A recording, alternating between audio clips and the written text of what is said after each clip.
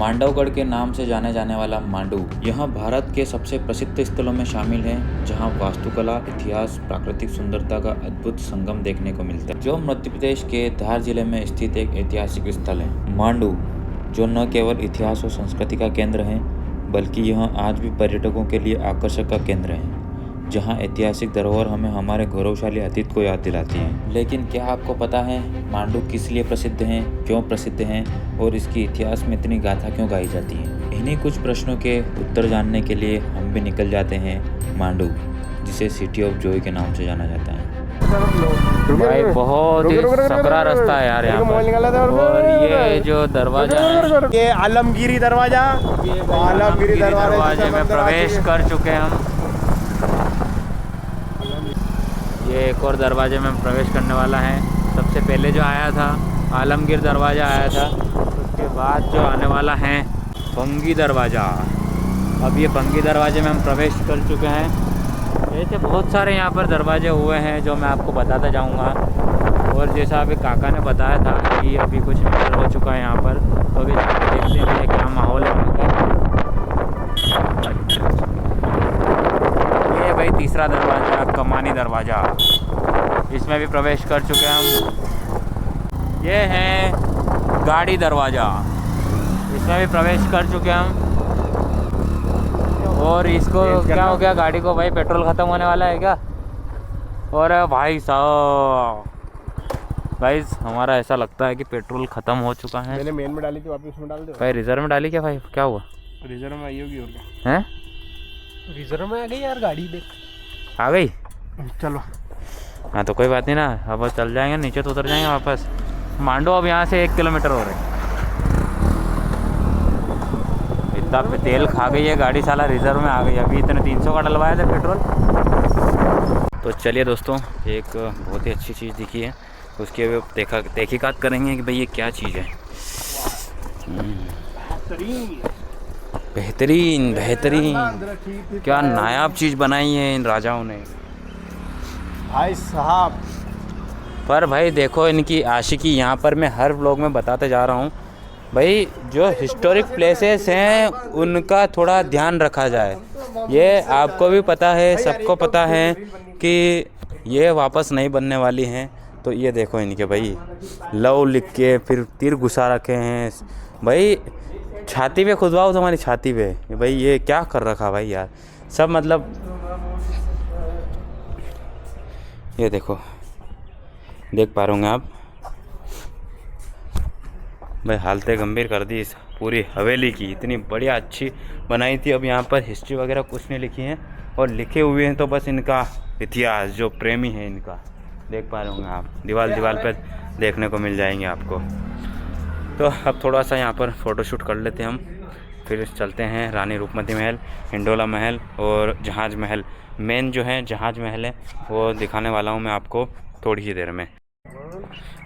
दोस्तों ये जो आप देख पा रहे हैं ये पूरी है मदन कुंड सराय, और यहाँ का जो इतिहास है वो मैं आपको बता दूं तो केवल नाम पता चला है मुझे, बाकी ये जो है इसका जो लिखा हुआ है इतिहास वो पूरा मिट चुका है।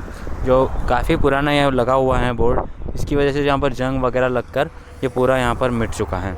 जाओगे आज के इस बारे में, इतना अच्छा शूट तुम्हारा हुआ है, नहीं कहेंगे भाई हम हैं? हो गया तुम्हारा टाइम पास कर लिया तुमने? कर लिया अपन ने टाइम पास।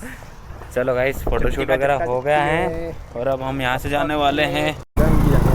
ये हैं भैया जामा मस्जिद, और अब इसको थोड़ा डिले करके हम पहले जा रहे हैं जहाज़ महल। टाइम भी हमारे पास कम बचा है, तो पहले जहाज़ महल देख लेंगे, उसके बाद जाएंगे हम जामा मस्जिद, फिर रानी रूपमती महल। चलते हैं अंदर फटाफट, यहाँ से 1 किलोमीटर है भैया जहाज़ महल। तो गाइस मैं फाइनली पहुंच चुका हूं जहाज़ महल। जहाज़ महल में एंट्री के लिए भैया यहां पर आपको टिकट चार्जेस करना पड़ेंगे। मैं आपको बताता हूं यहां पर चार्जेस कितने हैं वैसे टिकट के।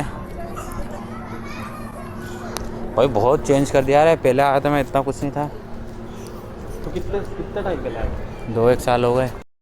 दोस्तों यहाँ का जो टिकट है अंदर प्रवेश करने का वो 25 रुपये हैं। अगर आप ऑनलाइन लेते हैं स्कैन करके तो आपको यहाँ पर जो है टिकट वो 20 रुपये पर पर्सन पड़ता है। अब तो टिकट कर दिए यार, पहले टिकट भी नहीं थे। सीधा घुसो। प्री वेडिंग भी शूट होता है अंदर, आप प्री वेडिंग शूट करवा सकते हो। अब मैं अगर बात करूँ इसके इतिहास की, तो ये जो जहाज महल है वो गयासुद्दीन खिलजी ने बनवाया था।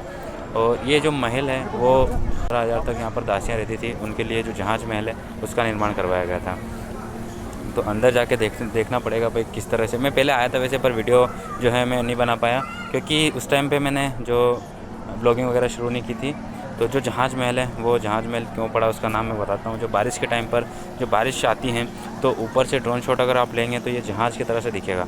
पूरा ऊपर से देखेंगे आप, जहाज शिप बोल सकते हैं आप, शिप जैसे जहाज़ की तरह दिखेगा ये।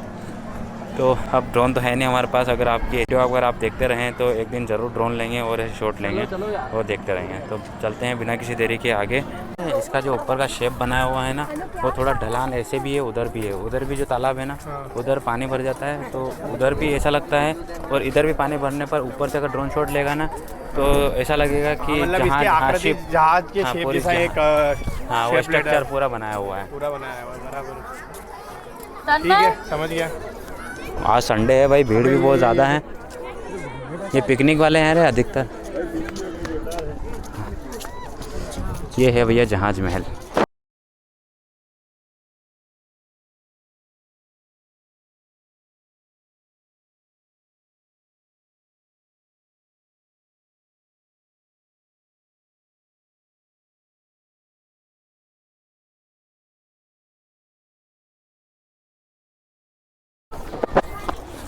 अब अपन स्टार्ट करेंगे जो इस जहाज महल का आखिरी सिरा है, वहाँ से जहाज महल आप ये देख सकते हैं।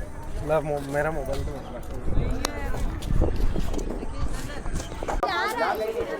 जो जहाज महल है उसका पूरा स्ट्रक्चर यहाँ पर बना हुआ है। ये देखो, अगर आप ऊपर से देखेंगे इसको तो ऐसा ही नज़र आएगा। देखो भाई।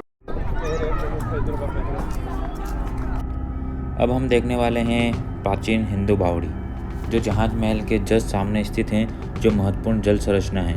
यह बावड़ी गहरी और सीधी सीढ़ियों वाली है, जो इसे विशिष्ट बनाती है। यह बावड़ी न केवल जल संग्रह का कार्य करती थी, बल्कि धार्मिक और सामाजिक गतिविधियों का केंद्र भी रही होगी, जैसा कि उस समय की हिंदू परंपराओं में देखा जाता है। ये बावड़ी देखने के बाद चलते हैं सीधा हिंडोला महल की तरफ। यह महल उस समय के दरबार के रूप में उपयोग किया जाता था, जहां राजा और उनके दरबारी महत्वपूर्ण चर्चाएं करते थे। इस महल का निर्माण 15वीं शताब्दी में मांडू के गयासुद्दीन खिलजी के शासनकाल में हुआ था। तो आपकी जो यहाँ की दीवारें देखेंगे वो एक दूसरे के अंदर की ओर झुकी हुई हैं। ये अगर भूकंप आए, भूकंप रोधी ये दीवारें बनाई गई हैं। और इसका पूरा जो बेस है वो बेस नहीं, केवल पत्थर की जो प्लेटें हैं उसी के ऊपर ये पूरा महल खड़ा किया हुआ है। और इसके ऊपर छत नहीं है। छत अगर होगी तो ये झेल नहीं पाएंगे नीचे पत्थर, इनका वेट। तो अंदर जाके दिखाने वाला हूँ। पूरा चक्रव्यूह की तरह है ये महल। जो देखेंगे आप अंदर से पूरा चक्रव्यूह की तरह दिखेगा। मांडू एक ऐसा स्थान है जो अपनी प्राचीन वास्तुकला और खंडरों के लिए प्रसिद्ध है। यह स्थान शाही महलों, प्राचीन बावड़ियों और मस्जिदों के खंडरों के रूप में इतिहास की झलक प्रस्तुत करता है। इन खंडरों के माध्यम से आप सुल्तानों, रानियों, महान शासकों की कहानियां सुनकर महसूस कर सकते हैं। मांडू के खंडर केवल टूटे हुए पत्थर नहीं है, यहाँ एक सभ्यता की कहानी और शासक के सपने और उस समय की कला, संस्कृति और जीवन शैली के साक्षी हैं। हर खंडर अपने भीतर अनकही कहानियां समेटे हैं। जब आप इन दीवारों को छूते हैं तो आप इतिहास को महसूस कर सकते हैं। तो दोस्तों, अब हम आ चुके हैं जो चंपा बावड़ी हैं उसके जस्ट ऊपर। मतलब अधिकतर यहाँ पर जो हैं अब खंडर हो चुके हैं और आधे जो महल हैं वो बनते बनते रह चुके हैं। अधिकतर यहाँ पर प्री वेडिंग शूट वगैरह, इनका प्री वेडिंग शूट वगैरह यहाँ पर होता है। बहुत सारे लोग करवाना आते हैं, उसका आपको चार्जेस पे करना पड़ता है। और अभी जो है पिकनिक के लिए बहुत सारे स्टूडेंट आए हुए हैं और आज संडे भी हैं, तो आप देख सकते हैं पब्लिक। ये देखिए भैया,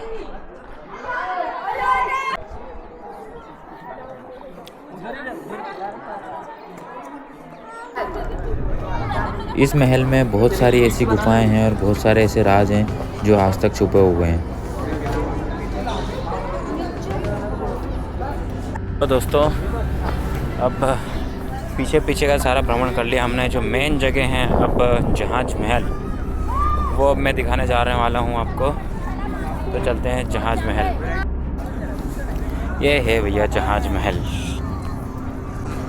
जहाज महल न केवल एक महल है बल्कि यह समय, वास्तुकला और एक जादुई संगम है। इसकी झलक हमें एक ऐसे युग में ले जाती है जहाँ कला, विज्ञान और विरासत का अद्वितीय संतुलन है। यह महल मांडू की गौरवशाली विरासत का जीवंत प्रमाण है। यहाँ हर ईंट इतिहास की एक कहानी कहती है। यहाँ से व्यू देखो भैया। अब इस महल के इतिहास की अगर अपन बात करें तो ये जहाज महल 15वीं शताब्दी में सुल्तान गयासुद्दीन खिलजी के शासनकाल में निर्माण किया गया था। और सनसेट भी कुछ ही देर में होने वाला है, तो हो सका तो मैं आपको दिखाऊंगा। और इसका उद्देश्य की अगर बात करें तो गयासुद्दीन खिलजी की 15,000 रानियों के लिए यह बनवाया गया था। इसे अनेक मनोरंजन और आराम के लिए डिज़ाइन किया गया था। आज यह महल खंडर में परिवर्तित हो चुका है, लेकिन इसकी सुंदरता और वास्तुकला का जादू अभी भी जीवित है। दोस्तों ये था जहाज महल, हिंडोला महल।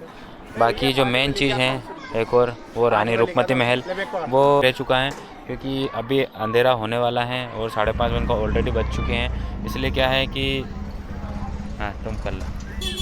अरे तो भाई कैसा लगा तुम लोगों को? चुके गाइस, महल अच्छा मैं था। बता रहा हूँ कि बहुत अगर- सारी रील आएगी हमारे इंस्टाग्राम पे। और अगर पानी अगर मिल गया ना तो रपा रप पानी जाएगा। अभी अंदर इतनी प्यास लग रही है भयंकर वाली। अभी जब थक से गए हम अंदर पूरा घुसे हैं, घूम के इस भाई जब के से- व्लॉग के चक्कर में हम लगभग आज 3 किलोमीटर पैदल हमारा चले। गला भी लोग हो गया इधर।